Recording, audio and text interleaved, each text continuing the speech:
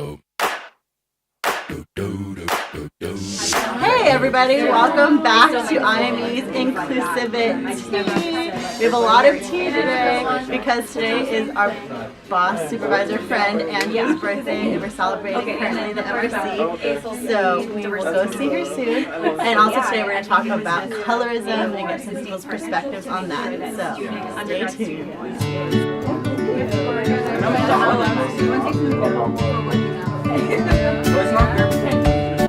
One, two, three. Happy birthday, Angela! Hey everyone, I'm Angela Gintz, the Director of the Inclusion and Multicultural Engagement Office here at Lewis & Clark. I've been here in the community going on 6 years now, and my time here has been really amazing because of the relationships with people I've built here. I moved here from California at that time, and being the first time in Portland ever in my life, Lewis & Clark has really become my home. And I think people ask me a lot if, it was a big transition moving from LA to here, and I say yes. But the people that I've become friends with, my colleagues, the students, everyone, have really become my second family, and this has become a really important community to me. So overall, I would say that it hasn't been all bubbles and sunshine, but it's been a really important place for me. So hope you enjoy it too. Hey everyone, so I'm here with Manuel. He's a freshman and he's a part of our IME family. So he's gonna drop some truth on us right now about colorism. Truth bomb. We still don't have the graphic, I'm sorry. Okay, so yeah, just want to share with us like your paper you studied about? Oh, yes. I did a paper about African American women in the media and American media, and one of my it was kind of very thesis-like, so one of my kind of subsections was talking about colorism, but I looked at it through the lens of like biracial women, and I compared Tracee Ellis Ross and Rashida Jones because they're both people whose parents are famous. Diana Ross is the mother of Tracee Ellis, and then Quincy Jones is actually the father of Rashida Jones. So I was talking like they're very similar. They came up in the industry. They're kind of like the same person but very different. And I was talking about the importance of like it's not really what you are that kind of makes you black or what makes you white. It's how you identify and the kind of like phenotypes, like the way you present your hair, the way you wear clothes, or how you dress culturally, and the things you talk about then turns into how people see you. So it's kind of like the colorism part is a kind of like, oh, we see her more as black, or we see her more as white or Afrocentric or Eurocentric, and it's kind of like the importance of like colorism and how someone identifies then makes how other people treat them, which then would phenotypes and kind of like how they would then perceive themselves. Yeah, for sure. That's so interesting. Yeah, those are just two prominent women in our current social media and everywhere we look, so that's a really cool point to make. So thank you for sharing that. We had some awesome research. So if you want to come talk to us more about it, come to the IME office and we'll talk more about colorism. Oh my gosh, the lighting looks great, everybody. Really? Yeah. Actually, though. Right? It's Oh, wow. so great. Y'all look great. And the camera's rolling. I have all this for content. Cool. All right, everyone. So we are here to discuss colorism as a little group. So it'll be a quick discussion amongst friends. So anybody want to start?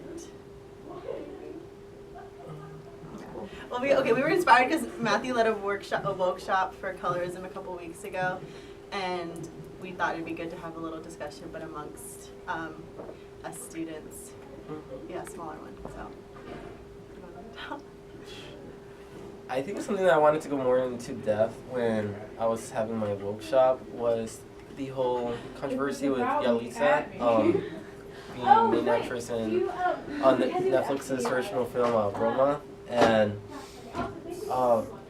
just about all the backlash that she's been receiving as an Indigenous woman, receiving all this praise for her role. And upon reflection, I realized that it was my first time ever seeing someone who looked like that walk the red carpet, and it was like truly like a remarkable moment and so beautiful because she looks like some of my cousins and some of my aunties, and to have someone like that like be on the media and be portrayed in such a good light like that, it's like it was such like it was a really great moment. And for her to be receiving so much backlash from lighter skinned Mexicans in this case for something that was out of her control, but just for her pure talent, it really made me upset.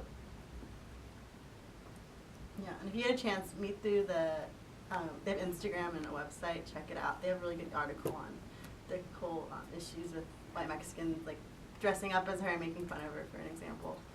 So that's a big thing that's happening currently. Anybody else have any thoughts? I remember growing up, I was a little darker than the rest of my family. Both my mom and my dad were like really light skinned, and my nickname like growing up was La Prieta, so like just like a little darker. And I never found anything wrong with it. It wasn't until like my mom started saying it, like I started realizing that she was kind of saying it like in a wrong, like in a bad tone, like saying like, oh, you know, you shouldn't be too much in the sun, or, you know, get lighter. And now that I'm in Portland and I don't get the sun as much, she kind of praises me that like I've become whiter.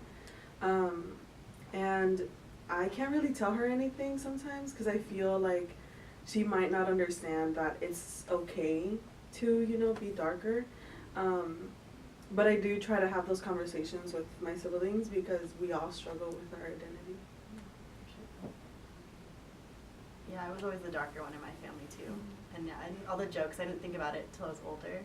But like I had a cousin who was like darker than me and we'd be like, oh, like who's the darkest? But yeah, definitely had an effect growing up, like, especially like a white neighborhood.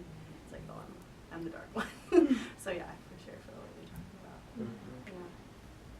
I think it's just a very vulnerable moment because a lot of the roots of colorism, it starts at home with your own family, perpetuating all these ideals, negative connotations with being darker. And I've had my own experience with my own family, just correlating being dark with being not smart or being ugly. And even me, it's like the same thing. It's like I would never really want to go outside in the sun because I didn't want to get darker than I was. And like, yeah, it's like I'm in the same boat as you because now that we are here in Portland, it's a lot different because we don't get as much sun. And so it's like I see myself getting a lot more light skin.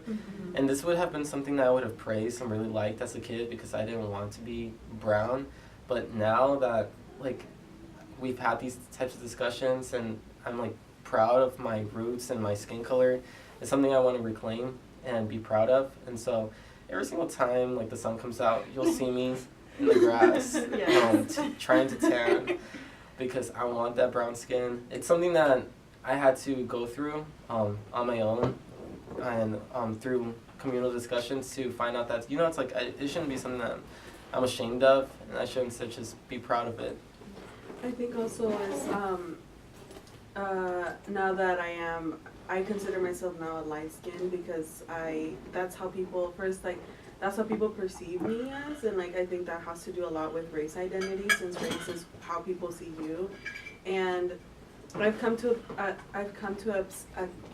accept that I might not get darker than this like for the rest of my life, and that's completely fine. But also I know that with that there's some privilege that like I can sometimes be white passing to people, like or I can not struggle as much as other Latinos and like acknowledge that and just be an ally to them, like even though we're still from the same community. Cool. Well, this is a really good discussion. This is short, sorry, YouTube rules. But yeah, so please come talk to us. We're always here, all of us, even though like maybe you don't work for IME, but like, we're all friends and we all want to support everybody. So come talk to us. Yeah, so thanks for joining us for episode 2 of InclusiviTEA. Thank you. Hope the tea was hot today, everyone. Oh God.